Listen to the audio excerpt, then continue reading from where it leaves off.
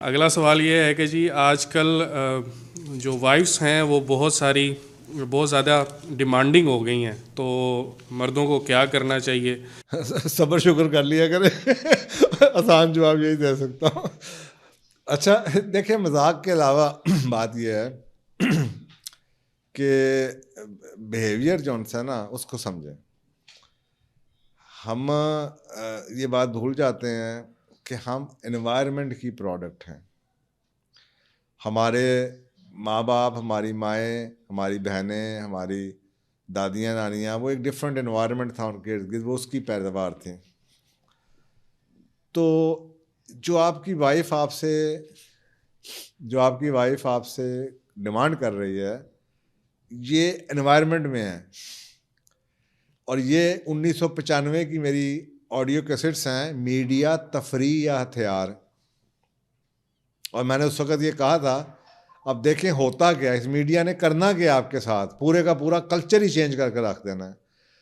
तो जो आपकी वाइफ कर रही है वो वही कर रही है जो मीडिया ने दिखाया और जो एनवायरनमेंट क्रिएट किया। और जो आप कर रहे हैं, आप भी वो नहीं रहे जो पहले कभी थे, मर्द भी वो नहीं रहे जो पहले थे, ना ही इस तरह औरतें रही हैं। तो शी इज़ नो डिफरेंट। तो पहले तो उसको बेनिफिट ऑफ डाउट दें। सिर्फ ये नहीं है कि औरतें ही डिमांडिंग हो गई हैं, आदमी भी अजीबोगरीब हो गए हैं। आदमी आदमी नहीं रहे।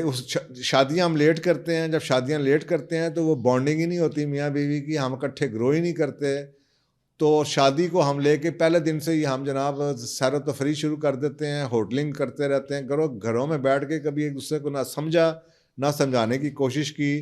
तो हम घर बनाने नहीं आते, हम शादी करते हैं याशी करने के लिए, मज़े करने के लिए। घर बनाने की नहीं उस उम्र में हमें टाइम मिलता कि हम सोचते कि भाई एक नया ख़ानदान पैदा हो रहा है, हमें बैठ के अपनी फैमिली की कुछ बाउंड्री लाइंस बनानी चाहिए। और वो जो जेलिन होता है कि बीवी समझे कि मियाँ मेरा है, और अगर ये पैसे बच भी जाएंगे और मैं नहीं भी डिमांड करूँगी तो कोई बात नहीं, हमारे ही बच्चों के लिए बेहतर होगा, हमारी ही नस्लों के लिए बेहतर। तो अब वो रहा ही नहीं। उसकी वजह बता दिए, लेट मैरिजेस हैं, मीडिया है, ये है, वो है। तो एक बात तो ये होगी। दूसरी बात ये है कि लोग जो उनसे हैं ना, वो सोशल बीइंग्स और कॉपी कैट्स हैं। पीयर प्रेशर लोगों को लिमिट्स के ऊपर पहुंचा देता है, बाउंड्रीज पे पहुंचा देता है। यानी कि अगर आपके जिस माशरे में आप रह रहे हैं, हर बंदा अच्छे इलाके में रहना चाहता है। लेकिन मैं तो क्योंकि इकोनॉमिस्ट हूँ, मेरे से लोग पूछते हैं, तो मैं अक्सर लोगों से कहता हूँ, आप मुझे ये छोड़ें, आप मुझसे ये ना पूछें। ये स्पेशली रियल स्टेट वालों के लिए बड़ा ये मैं एक टिप फेंक रहा हूँ। लोग पूछते हैं जी किस इलाके में घर बनाएं, तो मैं कहता हूँ उसको छोड़ें, आप किस इलाके, पहले मुझे आप बताएं आपकी ज़िंदगी है क्या, आप रहते कहाँ पे हैं, आपका लाइफस्टाइल कहाँ पे है आपका। तो मैं उनकी बातों से ही अंदाज़ा कर लेता हूँ कि ये इनके घर का क्या नॉर्म, इनके बच्चे किस स्कूल में जाते हैं, क्या करते हैं, कहाँ। तो फिर मैं उनको उसी हिसाब से इलाका एडवाइस करता हूँ। ये किसी को नहीं पता। इसलिए नहीं पता कि आप फ़र्ज़ करें एक बंदा लाहौर में समनाबाद के इलाके से उठे और वो कहे कि मैंने तो जनाब घर बना लिया गुलबर्ग में। अब गुलबर्ग की एक क्लास फ़र्क है, उनकी ख़वातीन का कपड़ा पहनना, उठना बैठना सब फ़र्क है, खाना पीना फ़र्क है, उनके बच्चों के कपड़े फ़र्क हैं, उनके बच्चों की स्कूलिंग आदतें फ़र्क हैं। उनके बच्चे रोज़ के 2-2 3-3 हज़ार रुपये पॉकेट मनी लेके जाते हैं, घरों में मुलाजिम हैं, ड्राइवर्स हैं, 3-3 5-5 गाड़ियाँ हैं, फैक्ट्री ओनर्स हैं। अब आप वहाँ पे जाके घर ले लें अगर फ़र्ज़ करें, तो आपके बच्चे और बीवी ने घर में तो वही करना है जो इस गिर्द सारे कर रहे हैं। जो इस घर में हो रहा है, जो लेफ्ट वाले में हो रहा है, जो राइट वाले में हो रहा है, वही स्टैंडर्ड बन जाना है। तो ये क्योंकि हम इग्नोरेंट हैं, क्योंकि हम जाहिल हैं, क्योंकि हमने पढ़ना सोचना छोड़ दिया है, दीन से तल्लुक़ हमारा ख़त्म हो चुका है, तो हमने सारी दुनिया को ओपन समझ लिया है। हम ये समझते हैं कि जी जहाँ पे दिल करे हम चले जाएं, जहाँ जो मर्जी नहीं। याद रखें, हर चीज़ की एक कॉस्ट है। मैं आप डिफेंस में चले जाएं, कॉस्ट ऑफ लिविंग बहुत आपकी हाई हो जाएगी, क्योंकि हर दाएं बाएं हर घर में गार्ड होगा। तो आप भी कहेंगे आपके घर में भी गार्ड हो, आपके घर में भी ड्राइवर हो, क्योंकि हर घर में ड्राइवर है। वहाँ पे अगर ख़वातीन सुबह कॉफ़ी मॉर्निंग्स पे जा रही है, क्लबों की मेंबरशिप ली हुई है, ड्राइवर के साथ भी गाड़ी में पी, तो आपकी बीवी भी डिमांडिंग होगी। तो इसका मतलब ये है कि या तो आपने, एक पॉसिबिलिटी तो ये हो सकती है, या तो आपने अपने से फ़र्क लोगों में शादी कर ली है, और अगर आप कहते हैं नहीं पहले नहीं अब डिमांडिंग हो गया है, तो उसकी वजह ये हो सकती है कि आपने जो बच्चों को मोहब्बत में, प्यार में स्टेटस दिया, आप उससे उस पीयर प्रेशर के साथ वो नहीं, पेस नहीं रख सके, वो पीयर प्रेशर बढ़ गया। अब आपको ये एहसास हो रहा है कि मैं थक रहा हूँ, ये डिमांड ज़्यादा कर रही है, तो वो बेचारी वही डिमांड कर रही है जो आपने उसको माहौल दिया, जो इर्द गिर्द है। तो ये बातें आपको पहले सोचनी चाहिए थी। एक ज़माना था कि लोग इस्लाम के साथ अटैच थे, शादियाँ बड़े मज़े से चल जाती थी, क्योंकि इस्लाम ने कह दिया आदमी कौन सा है वो कवाम है, आदमी की बात मानो। तो सारी औरतें, हमारी दादियाँ, माएँ, नानियाँ सारी खामदों की बात कहती थी, अच्छा नहीं ये कपड़ा बस यही पहन, तो मेरी बीवी है ना, जब मेरी बीवी है तो बस ठीक है, मैं भी नहीं नवा पा रहा कपड़ा, तू भी ना पा, तू पहन लेती, ऐसी चल पड़ती थी। उसको तो होता था मेरा मियाँ मेरे साथ है तो मैं दुनिया मेरे साथ है। तो उस ज़माने में हस्बैंड की अतात को मैंडेटरी समझा जाता था, जब दीन के साथ लगाव था। अब जब आप के ड्रामे देख रहे हो, जब आप मीडिया पे वैसे बैठे हुए ये इस तरह के क्लिप्स देख रहे हो, आगे पीछे आप एनवायरनमेंट सोचें, सोशल मीडिया का दौर हो, और टिकटॉक की आप वीडियोस देख रहे हो, और सोशल मीडिया पे आप वीलॉग्स लोगों के देख रहे हो, सेलिब्रिटीज़ के और उनके आप देख रहे हो कि वो कैसे उनकी ज़िंदगी और कपड़े क्या हैं, तो साफ ज़रा है कि फिर वही होगा जो हुआ है।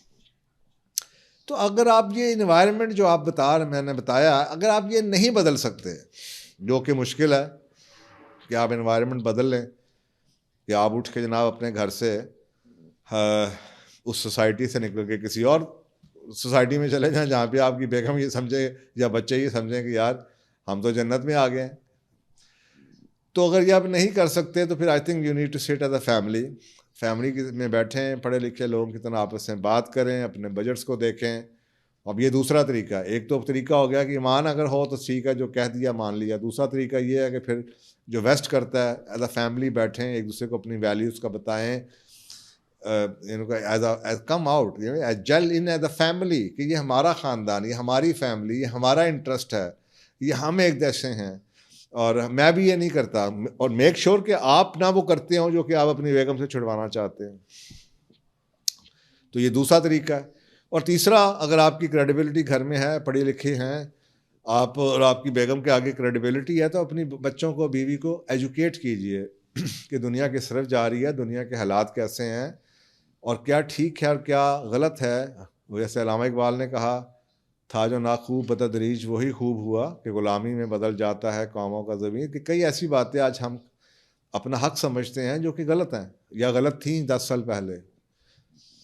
तो अब ये आहिस्ता आहिस्ता वो चीज़ें ऐसी हमारी आदतों में शामिल हो चुकी हैं कि हम जो 2 साल पहले प्रिविलेज था, वो आज हम अपना हक समझते हैं कि नहीं ऐसा तो होना चाहिए, होटलिंग तो होनी चाहिए। हर एक की जनाब अपने बेगम बच्चों को लेकर रोज़ रात को खाना खाने जाता है, आप भी लेकर जाएं। हर एक ने बच्चों को स्कूल में, अंग्रेज़ी मीडियम स्कूल में पढ़ाना है, आप ज़रूर पढ़ना है। हमारे बच्चे भी जाएंगे, चाहे हम अफोर्ड कर सकें या ना जाएं।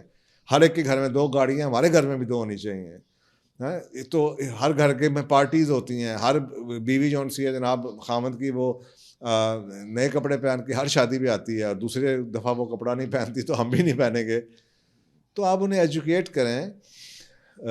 और एजुकेशन में ये अगर अच्छी तरह से तरबियत हुई हो, मैं यूरोप में मैं देखता हूँ वहाँ पे ये क्रेज़ नहीं है,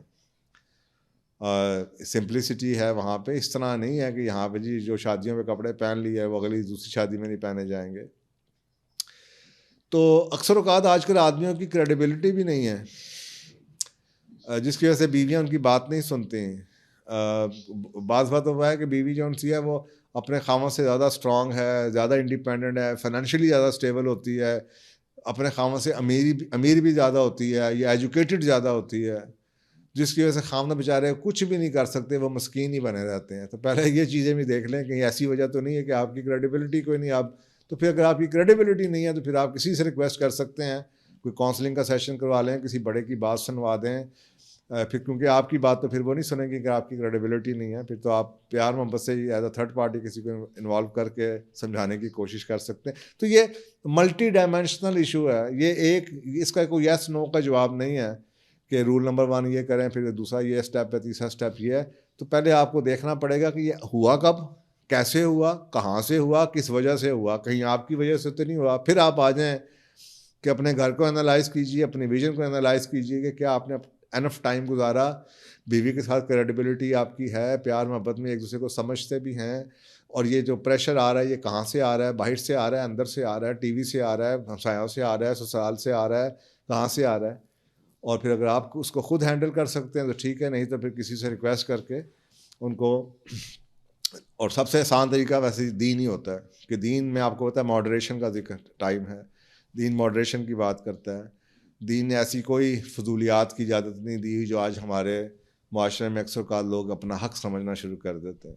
सिविलाइज माशरा जो सा होता है, जो फर्स्ट जिसे आप वाइट कॉलर अमेरिका भी कहते हैं, वाइट कॉलर यूरोप कहते हैं, वाइट कॉलर दुनिया कहते हैं, उसमें मैंने काफ़ी टाइम गुजारा है। और मैं अक्सर का जो बड़ी फैमिलीज़ हैं, मैं उनको वीकेंड के अलावा, वो भी बच्चों के साथ फैमिली टाइम के लिए बाहर निकलते हैं तो once in a week, otherwise वो घरों में ही खाना खाते हैं।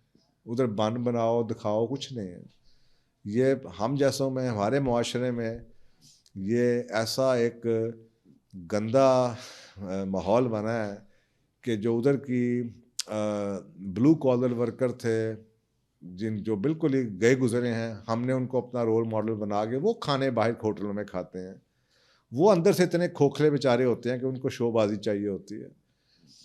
वो मैं न्यूयॉर्क की गलियों में अक्सर का ऐसे ऐसे सीन नज़र आते थे, जो गरीब इलाके होते थे ना, जहाँ पे चोरी डाका ज़्यादा होता था, वहाँ पे आपको नज़र आता था कि गाड़ियों के अंदर जनाब फुल डेक लगा हुआ, लोग जा रहे हैं, अफ्रीकन जा रहे हैं, या कोई बांग्लादेशी जा रहे हैं, पाकिस्तानी जा रहे हैं, या कोई और मोरक्को के लोग जा रहे हैं। गोरे नहीं जाते थे। अगर आप अंदर से भरे हुए हैं, आप एजुकेटेड हैं, तो आप मॉडरेट रहते हैं, आप ऐसी शोबाजियों में नहीं जाते। खाली हैं अंदर से, लोगों को दिखाने के लिए, एंडोर्समेंट लेने के लिए लोग करते। तो इसमें साइकोलॉजिकल इश्यूज़ भी हैं, इसमें सोशल इश्यूज़ भी हैं, इसमें क्रेडिबिलिटी का इशू भी हो सकता है, और इसमें रिलीजियस इश्यूज़ भी हो सकते हैं। तो इस सब को जानिए, अंडरस्टैंड कीजिए। ये हवा से, ये एक बात से ये मसला हल नहीं हो जाएगा। इसको बड़ी मेहनत से आपको, जिस आहिस्ता आहिस्ता जैसे सब कुछ ख़राब हुआ, उसी तरह आहिस्ता आहिस्ता आपको उसको ठीक करना पड़ेगा। जज़ाकल्लाह।